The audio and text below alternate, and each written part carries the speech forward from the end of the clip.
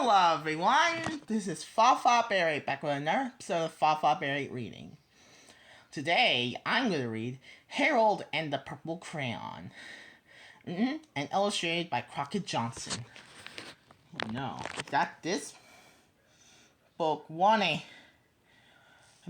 major motion picture. If you haven't seen it yet, I highly recommend and you guys go see it. Anyways, let's get on reading. One evening, after thinking it over for some time, Harold decided to go for a walk in the moonlight. There wasn't any moon, and Harold made a for a walk in the moonlight. And he needed something to walk on. He made a long straight path so he wouldn't get lost. And he set off on his walk, taking his big purple crayon with him. But he didn't seem to be getting anywhere on the long straight path. So he left the path for a shortcut across a field. And the moon went with him.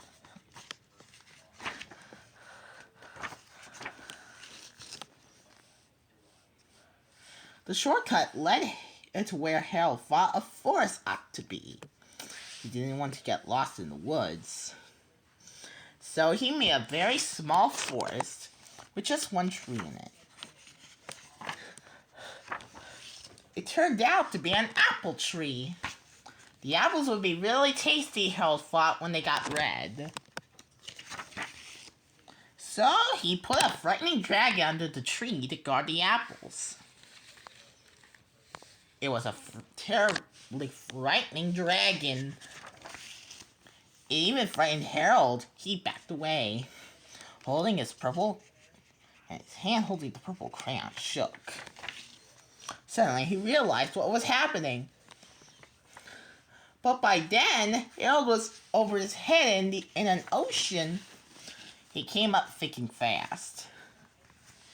And in no time, he was climbing aboard a trim little boat. He quickly set sail, and the moon sailed along with him. After he had sailed long enough, Harold made a land without much trouble. He stepped ashore on the beach, wondering where he was. The sandy beach reminded Harold of picnics, and the thought of picnics made him hungry. So he laid out a nice, simple picnic lunch. There was nothing but pie. But there were all nine kinds of pie that Harold liked best. When Harold finished his picnic, there was quite a lot left over.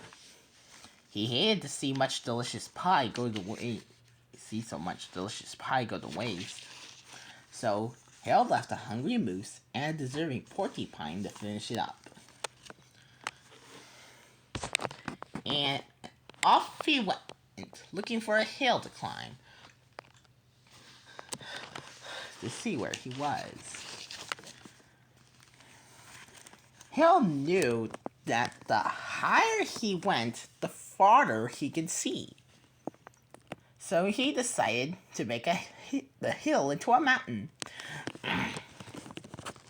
If he went high enough, he thought he could see the window of his bedroom. He was tired and felt he ought to be getting to bed. He hoped he could see his bedroom window from the top of the mountain. But as he looked down over the other side, he slipped, and there wasn't any other side of the mountain. He was falling in thin air. But luckily, he kept his wits in his purple crayon. He made a balloon and grabbed on and he grabbed onto it. And he made a basket under the balloon big enough to stand in. He had a fine view from the balloon, but he couldn't see his window. He couldn't even see a house. So he made a house with windows and landed the balloon on the grass in the front yard.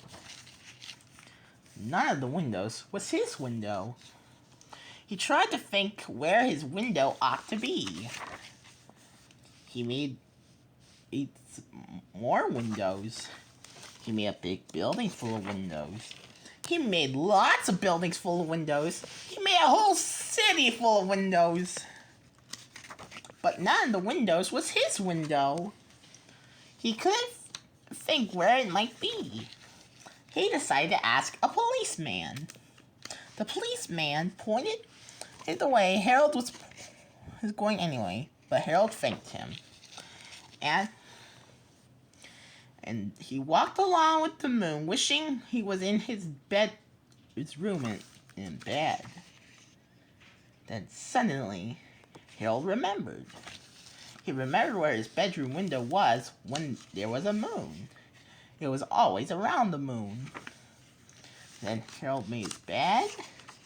He got in and drew up the covers. The purple crayon dropped on the floor, and Harold dropped his stick. And like I said earlier, if you haven't seen the movie yet, I highly recommend you guys go see it.